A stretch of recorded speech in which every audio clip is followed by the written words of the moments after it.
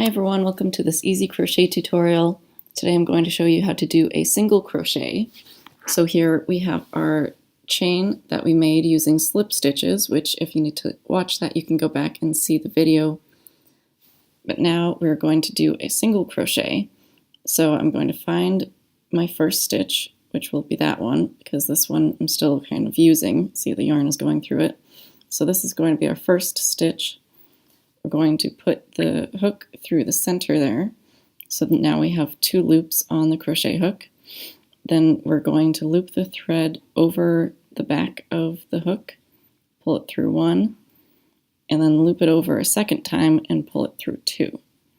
So again, we find our stitch, we poke the hook through the stitch. So now we have 2 loops on the hook. We loop the yarn over once, pull it through 1 loop, loop the yarn over a second time, and pull it through 2 loops. One more time, we poke the hook through the stitch, loop the yarn, pull it through the first loop, loop the yarn a second time, and pull it through 2 loops.